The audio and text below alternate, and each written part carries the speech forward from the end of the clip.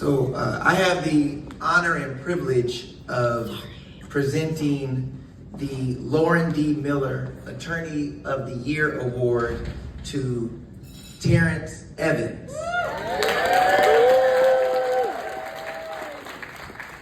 So you have his bio. It's in the program. It's long. I'm not going to just read the bio. I remember when I first met Terrance. I was at moved to Sacramento and I came up to Oakland for the Charles Houston event at John Burris' house, like Welcome to the Law. And there's a brother there. First of all, he's wearing he was wearing a medium shirt and just, the muscles all over the place. And he got a big afro with a pick in it with a fist. And I was like, who the hell is this brother? I'm like, did they, they got some bodybuilder competition. But then he got on the microphone and he spoke and I was like, damn, okay, this brother can speak, he's educated. Then I find out he's a partner at Dwayne Board. I'm like, what? Listen, I was shocked. You talk about not judging a book by its cover. And, then after that, I got to know him more through the different CABL and Charles Houston events. And as you can see in his bio, he is very accomplished, but it's not just his accomplishments, it's his passion for us, right? It's his passion for Black lawyers, Black attorneys, Black judges, Black people, right? In an era now where DEI is a four-letter word, he is still getting his firm to support DEI, right? He is still making sure that we know that diversity, equity, and inclusion is important to the United States, not just to Black folks, but to all folks. So, I want to also talk about the different things he's doing as well for the California Lawyers Association. He's the chair of that organization. This year, Terrance put out an email to the newsletter, and in it he asked, do we know any qualified African American women who should be the Trial Lawyer of the Year? I'm sorry, in the Trial Lawyers Hall of Fame. And I said, Simona Faris. So I emailed him. He said, Justin, I sent him some info about her. He said, this is great. I got the info. He helped make that happen. People say, oh, Justin nominated her. Yes, I did nominate her, but Terrance started the process, because if he hadn't sent that email, I wouldn't have even known. He got me to join the organization, and she won. And that's in part because of me and because of him. But he started the process. And the things he's doing with the California Lawyers Association, he's the first African American chair of the California Lawyers Association. He has also helped, I'm gonna say integrate, but he's helped bring us into the fold. And kind of, sort of, right? And we now have the chair of one of the sections. So he is not just speaking it, he is doing it. And he also helped, I spoke at the legislature last week, but Terrance, in a no small part, helped create that speech. It wasn't just me, it was Terrance helping with that. So, I'm not gonna stay up here much longer, because he's done a lot of great things, right? And I can think of no person more deserving of this award. He has blood, sweat, and tears in CABL, in Region 9. Oh, we also, listen, as we know, for those of us who go to the National Bar Association conferences, he's made sure that our suite is nice, right? He's got food, he's got liquor, he's got entertainment. So for those who want to go to Chicago, it will be nice. But all that being said, we definitely need to stand up for this man, because he has helped put CABL Charles Houston, Region 9 on his, muscular back, and make sure that we are successful and that we continue to thrive. He is going to be your northern vice president for this upcoming year as well. So he's still in the pipeline, still doing the work. So we all need to give a round of applause for Terrance Evans.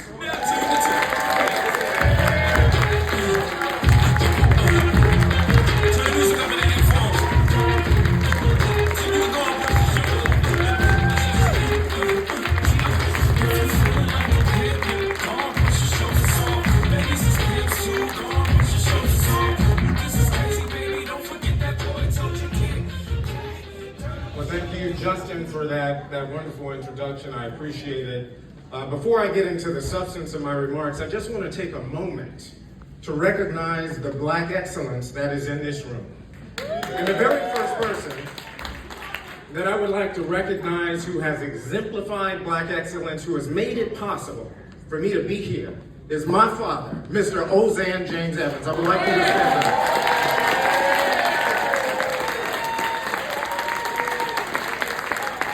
I would also like to recognize my mother. She was not able to be here because of her health, but she is on the phone listening, and I want to say, Mama, I love you, and I thank you for all of your support and all of your prayers, because I had a praying mother. When things were difficult and I didn't know how I was going to make it, I would call Mama, and Mama would get a prayer through. When I had a trial and I wasn't sure if I was up to it, Mama was right there to send a prayer to help me get through. When I had my first case before the United States Supreme Court, I called on my mama. Hey! And my mama got a prayer through. Because if it had not been for the Lord who was on my side, I would not be here today. So I thank God for my mama.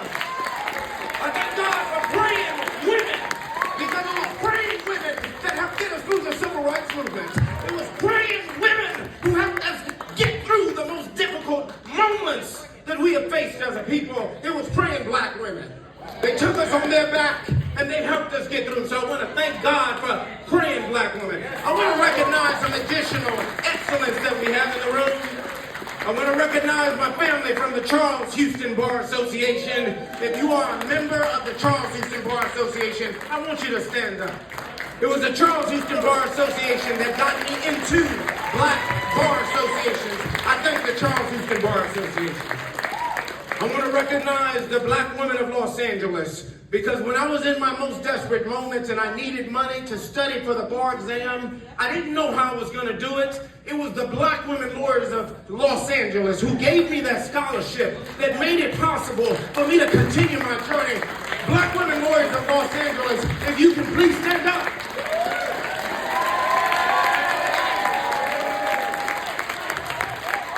I want to recognize all of the affiliates of Region 9, because all of you have helped to make me who I am today. So if you're a part of any affiliate of Region 9, I want you to stand up. All affiliates of Region 9.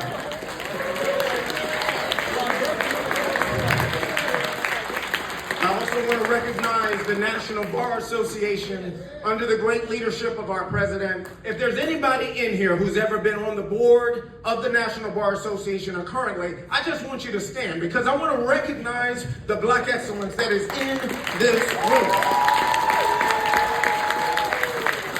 Last but not least, I want to recognize my CLA family.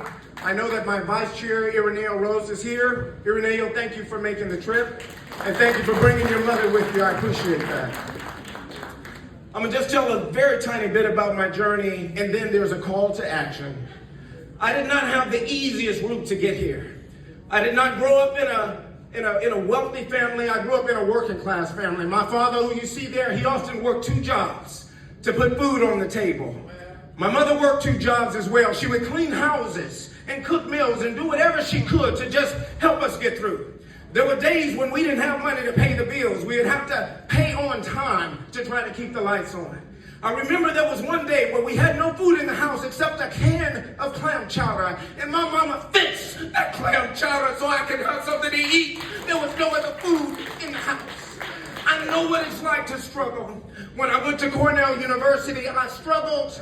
There wasn't enough money many times for food. I remember when I got to my last year at Cornell University, I didn't know if my parents were going to be able to come. They were barely making it. I was barely making it. But they got their income tax check, and they said, baby, we're gonna come, but we can't afford a hotel.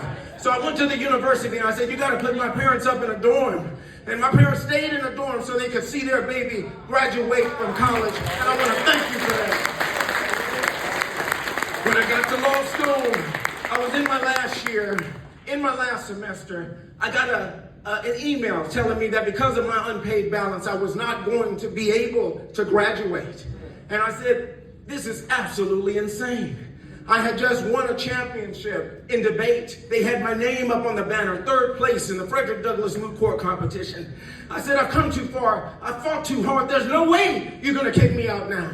I went into that registrar's office and I said, if you kick me out of this school, I'm gonna go to every news organization in Los Angeles and I'm gonna tell them this is how you treat black people. You use us to bring people in, and when you're done with us, you throw us out. I said, you are not gonna kick me out. And that registrar said, you don't have to go to the media just yet. I don't know where they came up with the money. I never paid it. I never paid it, but I graduated. I got through that experience. Over the course of my experience, I've had a number of trials and tribulations, but there were people who helped me get through. The people in this room, my family, there were people praying for me to help me get to the other side. The easy thing to do after I finally made it would be to just forget about everything and move on. But I knew I had to reach back. My mother had arthritis in her knees. She had one of those manual transmissions. I said, Mama, you don't have to do that anymore. I bought my mama a car. My daddy was having trouble with his knees. I said, Daddy, you don't have to drive that car anymore. I bought my daddy a car. I bought my mama a house. I said, Mama, you need a new house. I'm going to bring and get my mama a house. See, charity starts at home. When God blesses you, you got to bless those who have get you to where you are. You can't forget where you came from. I found that it was necessary to create scholarship programs because it was black women lawyers and CABL and other folks who had invested in me. So I found it necessary to invest in the next generation. And that is what you must do when God blesses you. And that is what I did. I want to say now that we are in a critical moment in American history. We have challenges to the rule of law. We have challenges to law firms. We have challenges to lawyers. The easy thing to do is to hide, is to be silent. But I want to encourage you to speak out.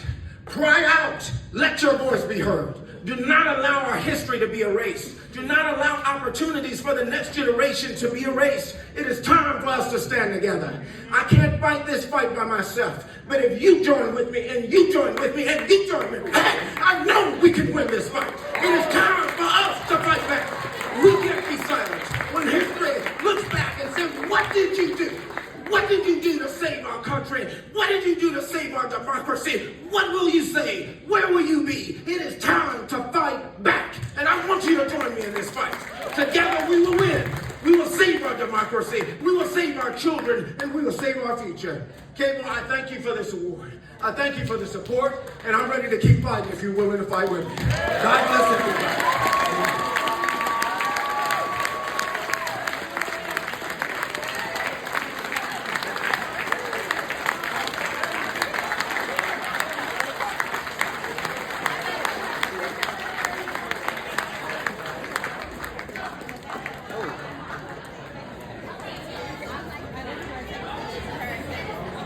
Future NBA president.